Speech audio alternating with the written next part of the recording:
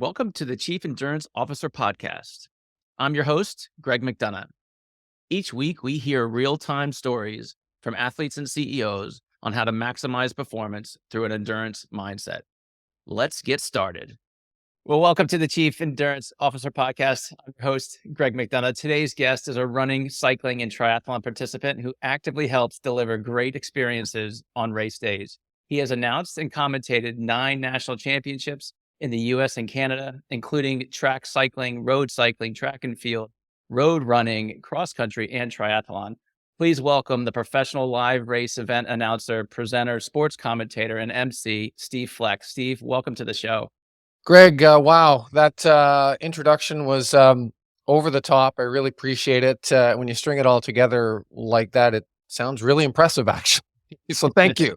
It is very impressive. And we were just chatting about being on the opposite sides of the microphone. So this is a fun episode for us. So Steve, we love chatting about endurance and the endurance mindset. And I'd love to know, how has your endurance mindset impacted your life unexpectedly? I think it's because I've been a lifelong endurance sports athlete. I mean, I was an athlete first before I started doing this. Then I worked in various roles in the sporting goods business, mostly in sales and marketing roles, and now really selling and marketing, myself. And I think the connection for me is to business anyways, is that sort of endurance mindset is, and I go back a while, I'm kind of going all over the map here, but it celebrated some anniversary recently. There is no finish line, the famous Nike tagline. It was the first ad that Nike ever did back in the early days, that Phil Knight and the team did back in the early days, that didn't talk about the shoes. They'd always talked about the technical features of the shoes, and that there is no finish line ad. It's a picture of a lone runner running along a road, and then some copy underneath. But the tagline is, there is no finish line. And when you're in business for yourself, that's what it is. There really is no finish line. You just keep going, or you're working in a sales role. Yeah, you might get your numbers and your bonus and whatnot, but ultimately you need to get back out there and keep making things happen on behalf of the company that you're representing, or in this case, yourself. So the big crossover for me, Greg, has always been the fact, as an endurance sports athlete, we're always out there. There is no finish line. We just keep going. We might cross one finish line, but then we're just getting ready to go across the next finish line. And I didn't really realize that, I think, fully until I got into work for myself and just marketing and selling myself, and just keep going. There's a downside to that. We might get to that. But the fundamental part about it is, you just keep going, and one finish line just leads hopefully to another. It's really well said. And I always think, when I'm racing and I'm approaching the finish line of a race, that it's truly, to your point, the starting line of the next race. Right? It's less about accomplishing that finish line, and it's more about, okay, what's next? What's the next goal? What's the next achievement? Steve, I'd love to dig in a little bit deeper on your transition between sort of working for somebody else and then working for yourself. What else has come through, and what else have you realized sort of in those two different environments? Well, I'll go back to working for myself and being, self-employed, or the sexier word, sort of an entrepreneur. That for me happened 2014. So I was working for one of the online event registration companies in the endurance sports space, a Canadian startup that was doing quite well. We pretty much owned the online event registration market in Canada, and they were abruptly sold to a US based interest. There's a long backstory to that. I won't bore you with all the details, but the impact for me was, myself and a bunch of other people got abruptly sort of let go, from the company. And that had happened to me. That was the second time in my sort of sales career that had happened, where things had conspired sort of behind the scenes that had really no impact, or sort of I had really no responsibility for, but I was, part of the casualties and the carnage of what was going on behind the scenes with the company. So I had started doing, on the side, as sort of a side hustle and a side gig, race and event announcing. So that had started for me around 2010, 2011, and I was already doing it. And an important business mentor of mine I was out for lunch with him. We were sort of brainstorming, talking about what I was going to do. I had just shared with him that I'd been abruptly let go. And he said, Steve, well, you should really blow that up. And you should think about maybe doing that full time because you're really good at it and you could have a tremendous impact on it. And it sounds like you really love doing that. It's a passion of yours. So he made me an offer and he says, look, I'll give you some work for the next 6 to 8 months. I'll pay you a little bit and you just go about, building up your race and event announcing and sports presentation business. And that's what I did. And I did some lead generation, business development work for him sort of on the side while I was developing my own business. And then by the end of that year, I had a good book of business on the race and event announcing side to go forward and be confident. But without that assistance, Greg, I don't think I would have done that. I'm forever grateful to that gentleman because I had always been employed, and it's really, really difficult if you're always an employee your whole life and getting a regular paycheck, even in a sales role. You've got that guaranteed salary coming in no matter what. Even if you don't get your numbers, you're still going to get that. You might not last that long in a role, but you're still getting a paycheck every 2 weeks. And so it was really intimidating for me to step, out of the airplane kind of with a parachute, not with a parachute, but without that assistance from that kind gentleman, that business mentor of mine, I don't think I would have done what I did. So that was the starting point. And then it just rolled from there. And once you sort of build up some momentum, in a book of business, it just keeps going. It's not easy. This past year, like 23 to 24 has been a bit of a bear. I can possibly get into that in more detail later, but that was the initial push for me and the initial assistance and the hand up and the hand, not really a hand out, but a hand up for me to get going. My story is similar a bit with my grandmother. And I remember chatting with her many, many years ago, thinking about leaving a big financial services firm where it was pretty cushy. And I got my cubicle and like life was pretty good. And she was the same. Like she gave me a little bit of financial support and really pushed me out of the nest and, stood on my feet and still trying to figure it out as an entrepreneur, but it's definitely a journey. Steve, going back a little bit further, when did you realize that sports announcing, event announcing, commentating was your thing, your passion? Well, the original catalytic event or moment was actually back when I was in university. I got an opportunity to host my own radio show when I was a student at the University of Guelph. Guelph's a university town, city about an hour to the southwest of Toronto.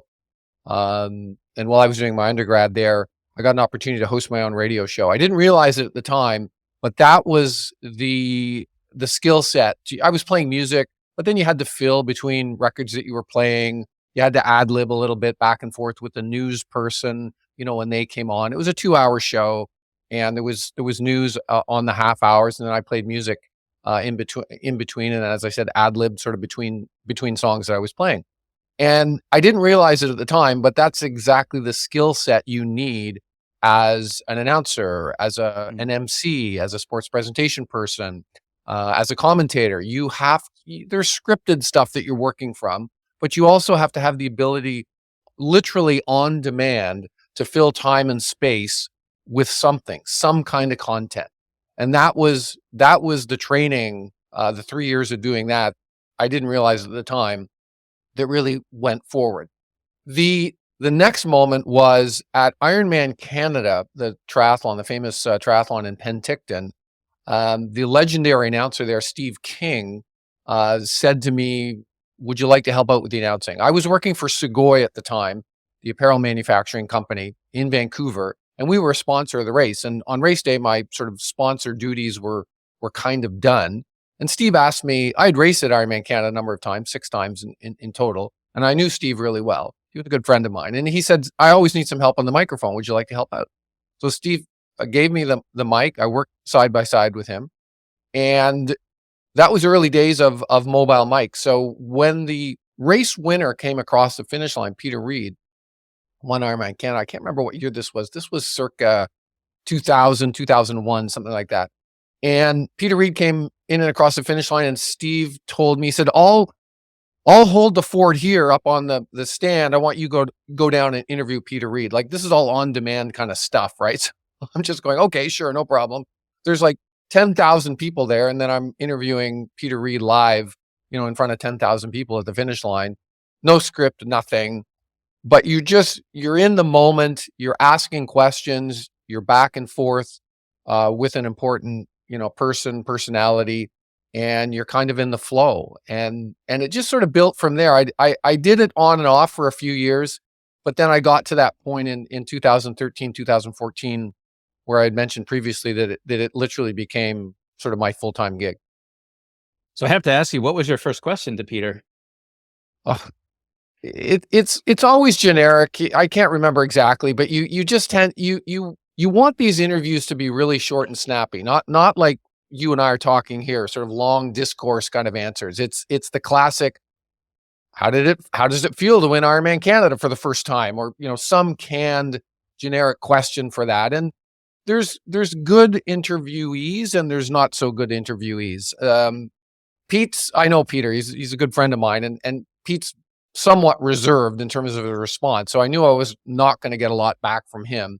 Whereas some, you'll ask that question for some, Lionel Sanders, for example. I mean, you ask Lionel Sanders that same question, and Lionel will go on this massive discourse about, what it's like. So you need to be careful about what you ask people, because depending on who that is, and you sort of develop this subconscious of your interviewees, over time, because those public interviews like that need to be somewhat short and punchy. You don't want them to go on for 10 minutes. You literally want a 90-second to 2-minute tops hit, with the winner of the race. And so the questions become very important. You either make them so that you'll get a bit out of a more reserved, athlete like a Peter Reed, or to a Lionel Sanders, you're going to get a short hit from him, because otherwise Lionel will just go on for 10 or 15 minutes, and that's what you don't want.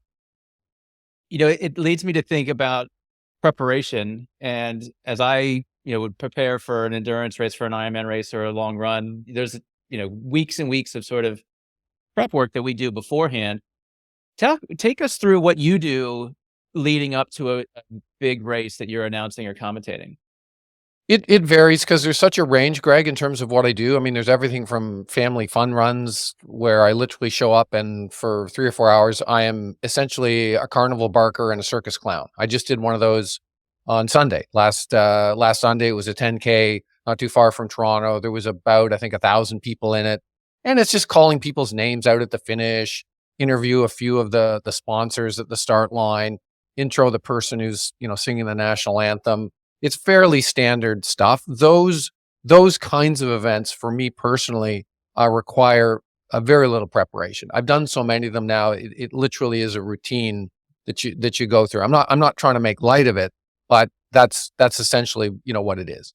The larger events, if I was working, say, at an Ironman Canada or a big city marathon where there's an elite and a pro field, that kind of thing, I will spend some time sort of researching the people who are, potentially going to win the race, who I might be interviewing afterwards. So you do have that background knowledge, of the athletes, so that you can be that educated person, asking the questions.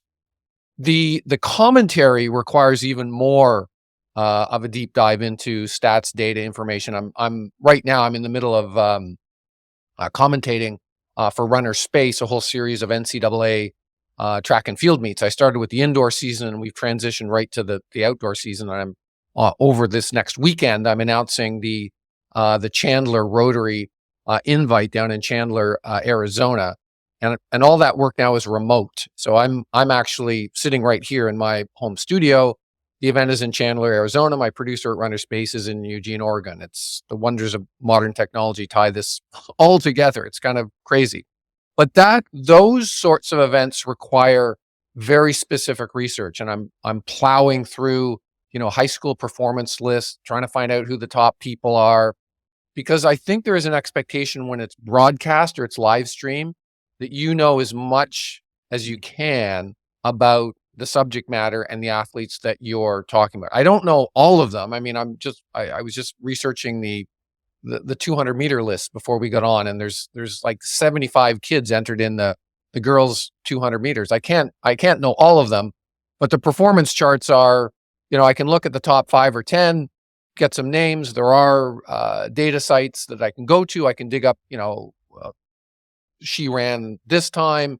She's the former, Illinois state champion, et cetera, just so you've got those little hits of information. And I make little notes on my sheets of paper that I have that are the heat sheets. Then the other thing is the, live announcing it at the larger, more sophisticated, national championships. That's a pretty much elite field only, or the world championships. I've been lucky to announce it 2 para track cycling world championships and the UCI track cycling championships themselves last summer. Again, that requires a huge deep dive into the data, who's who in the zoo, who are the top athletes. I'm announcing in a couple of weeks at the Pan Am track cycling championships in Los Angeles. I'll be live on site for that. And I'm already starting to look over sort of world ranking lists for the top track cyclists in the world, and particularly in North America and South America, so that I'll have some familiarity, when I get there. It varies from organization to organization. Sometimes I show up and everything's there for me. All the bios, all the information, all the details, about the athletes. But some, you show up and it's nothing. Like, there's an expectation that I've done all the homework and done all the work. So you never know what you're going to get. You have to start asking questions of people well in advance, so you're not scrambling at the last minute, 24 hours before it starts, to get all that information. So I know that for the Pan Am Track Cycling Championships, I'll most likely be responsible for having all of that information organized for myself. So I'm taking the time to start well in advance to do that. Other, events that I show up, as I mentioned, it's all there for me. And they've told me that. They said, "No, Steve, don't worry. We've got the scripts. We got the bios. It's all good. You just show up. We just want your voice." I'm curious, Steve, has it gotten to a point that you could predict performance? Like, you get to an event, the athletes, you kind of see them warming up, getting ready. Is there sort of a gut feel of like, oh, she's on her game today, I can tell, or he's not really in it? Any sort of intuition been developed over the years? Not really. I'm a big fan in letting the athletes, race the race and let them tell the story. I'm just there to animate it. As an announcer, as a commentator, we always like to predict and prognosticate, and that's what we do. That that adds a little bit of color and flavor, before the starting gun goes off. But once the gun goes off, it's up to the athletes, and they're the ones ultimately that tell the story. And I'm totally happy to be proven wrong. That the top seed who had the best time in the women's 800, and it was 5 or 6 seconds faster than the next seed. And you're thinking, well, if she's got a seed that's 5 or 6 seconds next than anyone else in the 800, most likely she's going to win. And then you see her on the start line, and she looks really serious, and she looks like she could be a contender, but that she ends up 5th or 6th. So, bad day, not really into it, wrong time of the season, maybe, this is just a training race. They have higher priorities later on, in the year. There's all kinds of factors that go into sort of performance, on the day of. But ultimately, that's the great thing about sport, is it should be a bit of an unknown, and an unpredictable nature. And we can predict and prognosticate all we want, but ultimately the athletes have the final say. That's really insightful. Thank you. Slightly different question, but kind of on the same topic. Have you noticed certain habits that these athletes, the true elite athletes, are doing day in and day out from a training and mindset perspective? The biggest thing that I've seen, the most consistent thing, is the really, really good ones. So these are the world-class athletes, the national champions, in some cases Olympic or world champions that I've interacted with, that I've talked to, that I've gotten to know, is that for them, and this is a mindset I think that we all need to know, and this is adaptive. This is adaptive to your career, your life, your personal relationships, is that it is a journey for them. Yes, there's ups and downs. Yes, there's gold medals. Yes, there's world championships. Yes, there's world records. But there's a lot of other times when it doesn't go that way for them. That, it was a disaster, or there's an injury, or the race strategy didn't go to their plan, or whatever it is. But the mindset for them is that they are on some kind of a journey, from start to finish, and they're immersed in that journey and they enjoy the journey. And it's a lesson that I think I learned after I was a high performance and elite level athlete myself. I was too wrapped up in, win, lose, performance, have to perform on the day of. And if it doesn't happen, you're crushed.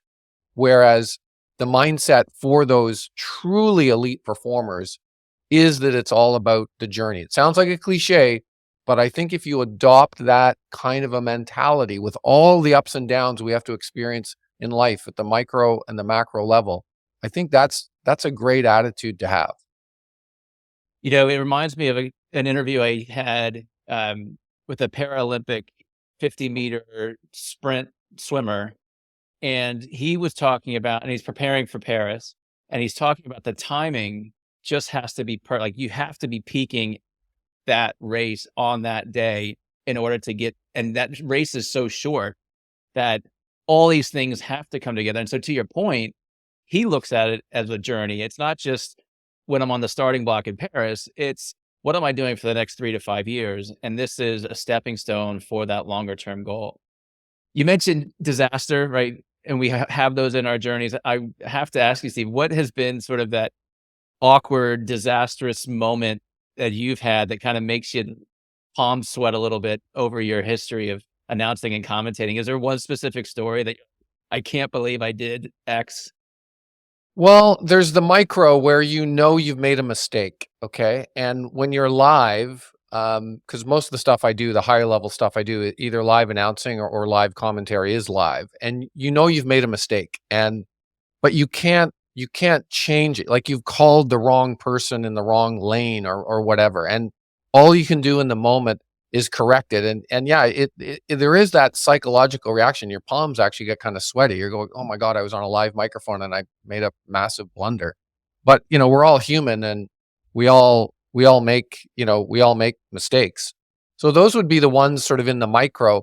And the other thing is when you're live, you're often in this flow state where if someone came back to me and asked what I said like 2 minutes ago, I might not even know like what I said. Like you're so like focused on like what is happening, calling the action, at the finish line, calling the action, in a short, 200-meter race, on the track. Those sprint events are really interesting in that you kind of almost have to think about what you're going to say before the gun goes off. Because if you try to do it and think about like, who's who, the favorites, this, that, and the next thing, the race will be over and you're still stumbling over your words. So you almost have to be prepared to say something like really off the top. And that's often where you do make, the odd mistake and your palms do get a little sort of sweaty. Um, the other thing is more the sort of the macro, the macro disaster, and not really disaster, but this past year for me, I hinted at it before, like I had 2 record years of the work that I do, volume, prestige of events, et cetera, et cetera.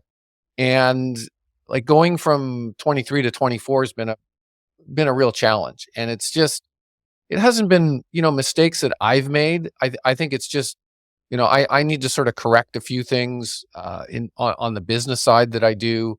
Um, I was you're a big business person, Greg, and I pretty much everything that I had done to date had been literally done on a verbal agreement and a handshake.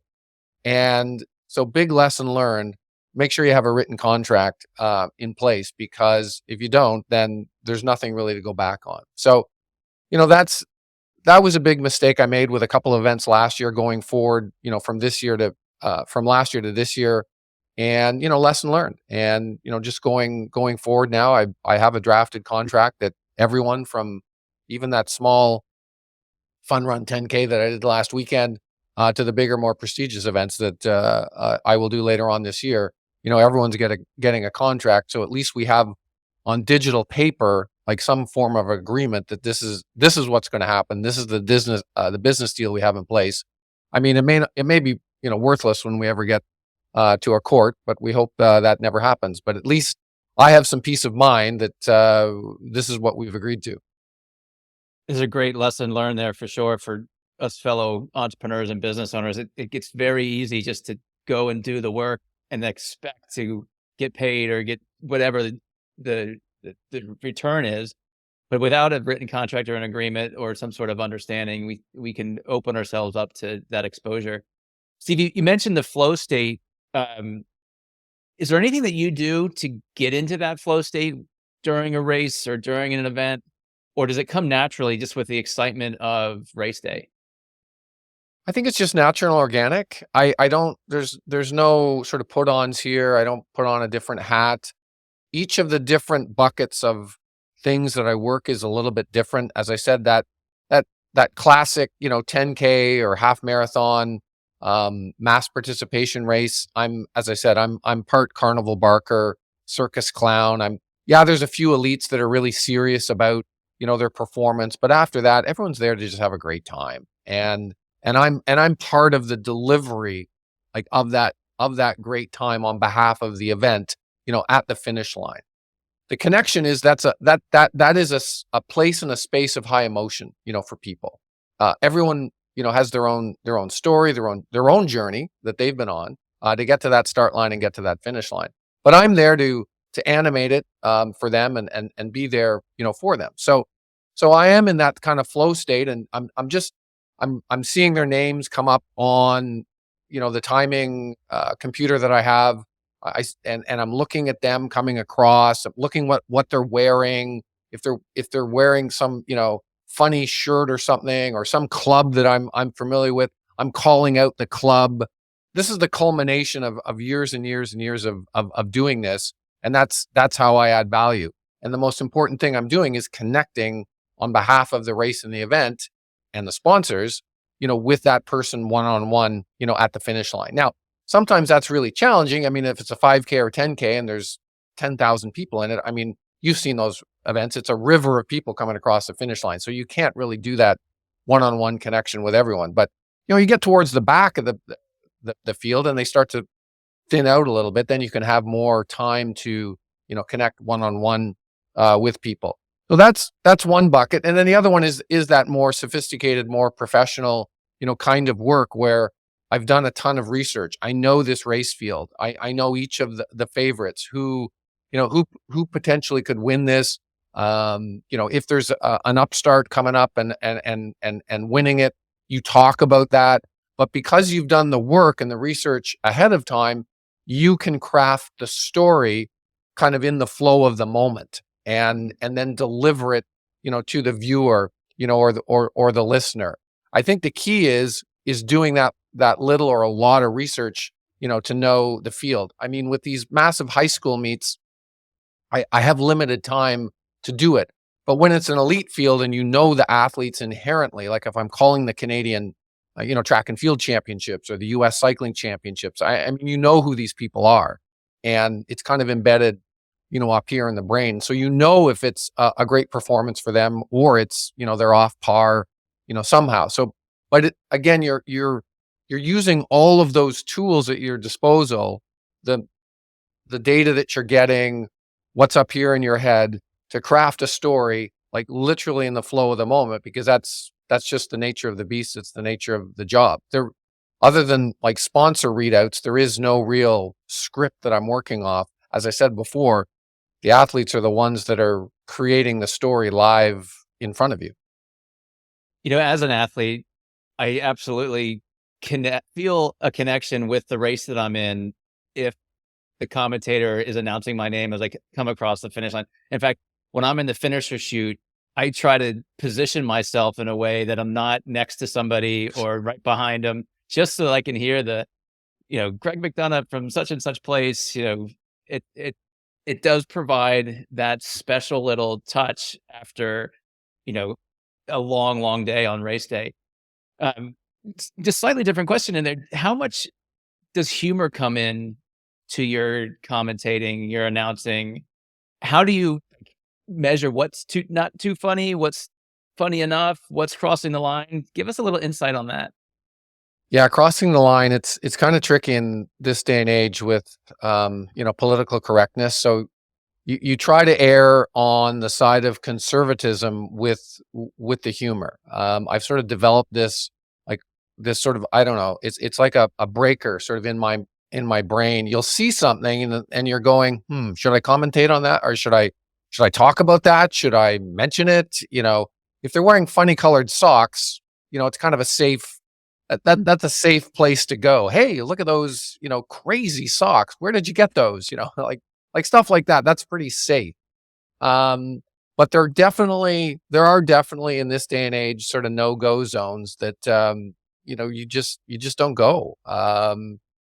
You know, body size and shape is a big one. Like just do not, just men or women, do not go there. And muscularity and stuff like this, when we're talking sort of from the more serious, live commentary now, again, you have this break in the back of your brain, almost in that flow state that's also guarding like what you're saying. I've been really lucky. I think in the 10 years I've been doing this, I think I've only been called out once for making some kind of inappropriate, comment. And it was very minor, like in the situation as it went back. But I admitted it. I didn't defend, what I'd said. I said, look, we get carried away, we make these comments. It's a flow state that we're in. I apologize for it. It was inappropriate. And you just sort of move forward. It was relatively minor, what it was. But I think that's the only time, in the 10 years that anyone's actually called me out, afterwards, for what I had said live on a microphone. The power of a live microphone. Steve, you mentioned earlier you were an elite athlete. Walk us through some of your history. What events did you participate in? Give us a little bit more of your background. Started as a distance runner in high school, middle distance, ran the 800, 3,000, 2,000 meter steeplechase. Sort of competed at the national level. I was top 10 in Canada a few times when I was a junior. Got into triathlon in that first early wave. So this is circa, I was in high school from 75 to 80. In 1981, one of the first triathlons ever in Canada was held not too far away from Toronto, and someone had tipped me off, said, you should check this out. I was working as a lifeguard at the time. I'd always been around water. I never competed at swimming, but I was a good swimmer, and I biked a lot. I just, rode a bike for transportation as a kid, back and forth to school. And so I competed in that first triathlon in 1981. And then probably for the next 15 years, I was a triathlete. I was really lucky in that I was part of that first generation, the first wave in Canada. I'll be honest with you, Greg, we had no idea what we were doing back then. It was all a giant like experiment of like how far we could go, how fast could we go, how long we could push ourselves. And then I stepped away from triathlon rather abruptly in 1997. My son was born in 1997. I was working at Segoy. I got a big promotion, and I just couldn't, keep doing it at the level I was. I was sort of at the national level. I'd gone to Ironman World Championships a couple times. I competed there, sort of semi-professionally. I was making a bit of money, but it wasn't, I wasn't making a living at it. I had jobs, that I was working at full time. And then I just got back into running for a bit, and then into cycling. And now I just cycle, and cross-country skiing has also been a constant of mine. So every winter since I was a teenager, I've cross-country skied quite a bit. I've raced at cross-country skiing. I love that the fact that I have seasons, and where I live in Southern Ontario, we do get seasons. We get, spring, summer, and fall. And in the winter, I'm a cross-country skier. In the summer, I'm a cyclist. Or, years ago, I was a triathlete. So I've loved the seasonality of it. And I think that's part of my longevity, is that you look forward to, certain certain things. I don't race anymore. I don't pin a bib number on. I just ride for fun and fitness and to keep up with my amazing wife. My wife is actually the competitive one in the family. She is a 5-time Canadian women's masters road cycling champion. She's one of the top women masters road cyclists in North America. So just keeping up with her on rides is my goal every year, Greg. That's all I want to do is just, keep up with her and sit on her wheel. I have no shame in doing that at all. The power of drafting.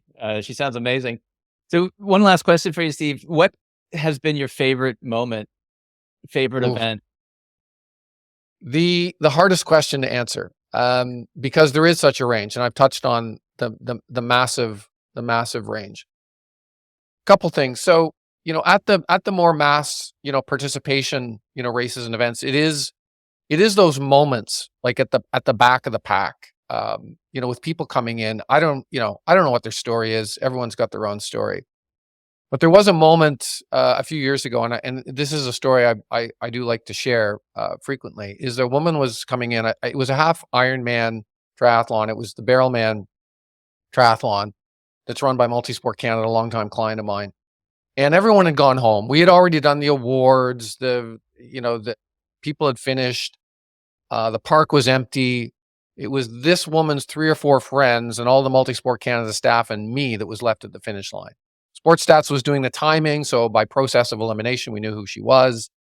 She was, coming in. She had 2K to go. She was walking, jogging, and I got all her friends up on the side of the fence, called them over, and then when she came into sight, we could see her about 200 meters off. She came into sight, and I got the mobile mic, and I went out. And I got her 3 friends to come out around the fencing, and the five of us all ran the final 100 meters to the finish line with her, and she got across the finish line, and she gave me this big, sweaty sort of, bear hug, and she whispered really closely in my ear. She kind of nuzzled in my ear because I think she only wanted me to hear this. She said, "This was the best day of my life," and I said, "That's why we do this. This is the moment." And I've had lots of moments like that at the tail end of races, but that kind of sums it up for that more mass participation side. On the high performance side, I get really teary when I talk about this this athlete, this para athlete. You mentioned you interviewed a para athlete before, and I would encourage people to look this gentleman's name up. He's from Spain. His name is Ricardo Tens, Tens. He has a leg amputation and 2 arm amputations, and he races on the track. He's a track cycling specialist, like you would not believe. And to see him go, like he needs to be helped to get onto the bike, to get strapped into the bike. And to watch Ricardo race, he races absolutely without fear. And you're thinking, my God, he's strapped into the bike.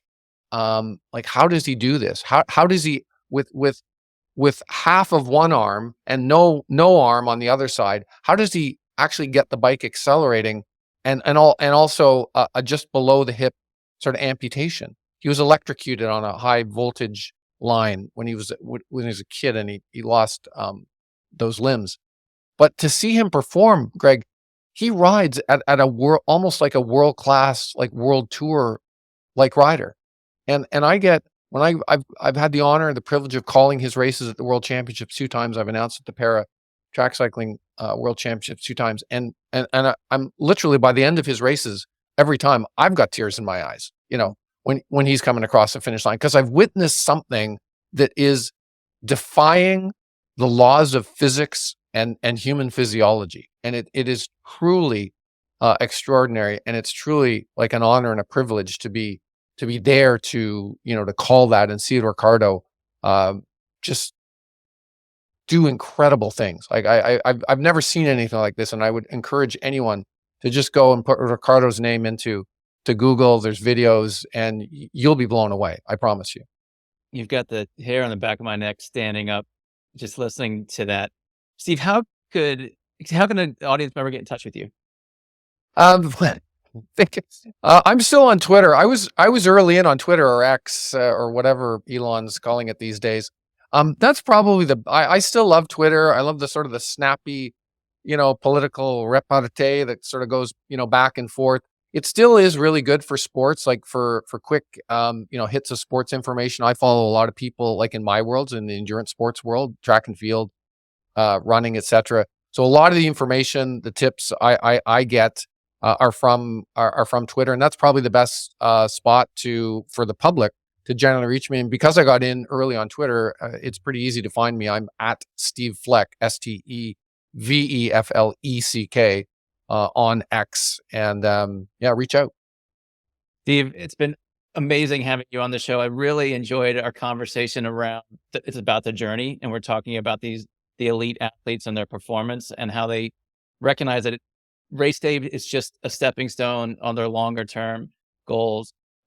These last two stories you shared, one of what that lady whispered to you at the finish line is, again, it's choking me up a little bit. And talking about Ricardo and his performance, you've really brought a lot of inspiration to this show today, and I thank you for that. So for my guests, my listeners, please like this show. Please share it with your community.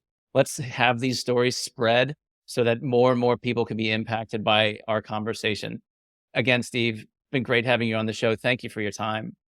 Greg, it's been an amazing opportunity. I really appreciate it. Thank you. Thank you for tuning in to the Chief Endurance Officer Podcast. To hear more inspiring stories and strategies around the endurance mindset, be sure to subscribe below or visit us at chiefenduranceofficer.com. Until next time, keep pushing those limits.